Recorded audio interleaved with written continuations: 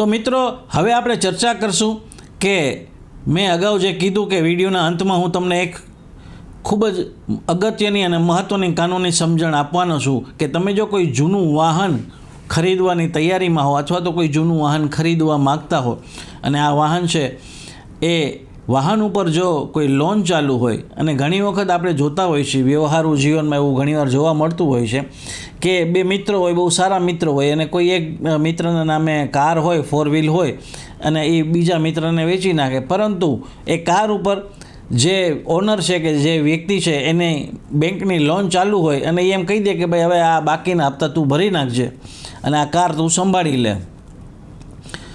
તો આવા કિસ્સામાં ખાસ એ જોવાનું રહે છે. અથવા તો ઘણી વખત એવું થતું હોય છે કે એક મિત્ર બીજા મિત્રને પૂરેપૂરા પૈસા આપી દે, તેમ છતાં ઓલાને પૈસાની જરૂરિયાત હોય એટલે એમ કે લોન ભલે ચાલુ રહી, હું રેગ્યુલર હપ્તા ભરી રાખીશ, તું વાહન તારી પાસે કબજો રાખ અને ચલાવ વાહનને, અને જ્યારે લોન પૂરી થશે એટલે એ તારા નામે ચડી જશે, હું ટીટીઓ ફોર્મમાં ને એમાં બધામાં અત્યારે સહી કરી દઉં છું.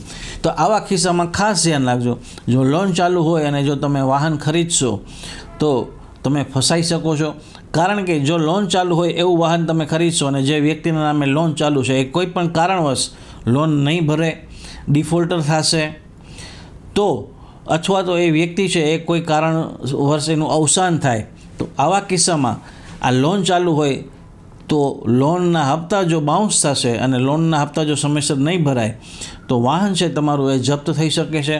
એટલે ઘણા કિસ્સામાં સમાજમાં એવું અમારી સમક્ષ જોવા મળતું હોય છે કે વ્યક્તિએ પૂરેપૂરી કિંમત ચૂકવી દીધી હોય અને વિશ્વાસે એ વાહન લઈ લીધું હોય, પરંતુ વાહનની લોન છે એ આગલી વ્યક્તિ આગલા ઓનરના નામે ચાલુ હોય. આવા કિસ્સામાં એ પછી ડિફોલ્ટર થાય છે ત્યારે આ વ્યક્તિએ પોતાના પૈસા પણ ગુમાવવાનો વારો આવે છે અને વાહન પણ ગુમાવવાનો વારો આવે છે, અથવા તો એવું પણ બની શકે કે લોનની ભરપાઈ પણ આ વ્યક્તિએ કરવી પડે. તો સ્પર્ધાત્મક પરીક્ષાની તૈયારી મુશ્કેલ લાગી રહી છે? હવે સોલ્યુશન એક જ છે, જીપીપી લર્નિંગ એપ. ફૂલ સ્ટ્રક્ચર્ડ કોર્सेस તમામ સ્પર્ધાત્મક પરીક્ષાઓ માટે ગુજરાતીમાં સરળ સમજણ અને AI સિનેમેટિક વિડિયોઝ સાથે લિમિટેડ ઓફર 1 થી 15 મે સુધી જ. તો રાહ શેની જુઓ છો? આજે જ ડાઉનલોડ કરો જીપીપી લર્નિંગ એપ અને તમારી તૈયારીને બનાવો સરળ.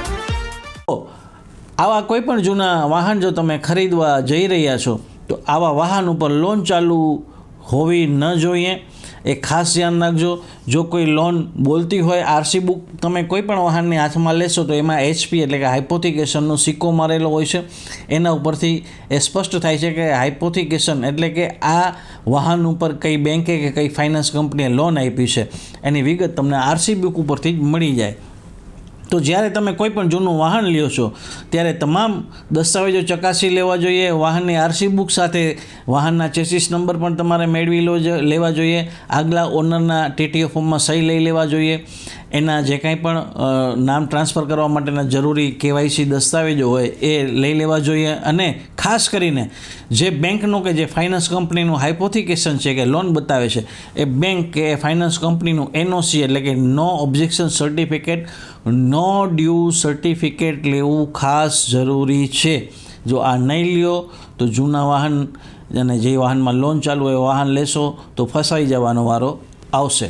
તો મિત્રો, આજનો આ એપિસોડ તમને કેવો લાગ્યો? બીજું કે આજના એપિસોડમાંથી તમને કયો વિષય કે કયો પ્રશ્ન ખૂબ જ સરસ અને મહત્ત્વનો લાગ્યો?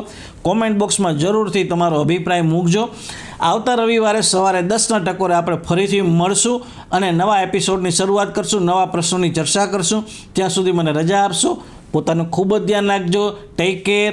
જય હિન્દ. કાયદાની વાતો સાથે જોડાયેલા રહો અને કાયદાના જાણકાર બનો. અને હા, ખાસ ધ્યાન રાખજો, આવતા એપિસોડમાં હું તમને સમજાવવા જવાનો છું કે જો પોલીસ તમને ફોન કરીને બોલાવે છે કે પોલીસ સ્ટેશને આવી જાઓ, તમારા વિરુદ્ધ અરજી કે ફરિયાદ આવી છે, તો આવા કિસ્સામાં શું કરવું એની ચર્ચા આપણે આવતા એપિસોડમાં કરશું. તો સ્ટે કનેક્ટેડ વિથ કાયદાની વાતો.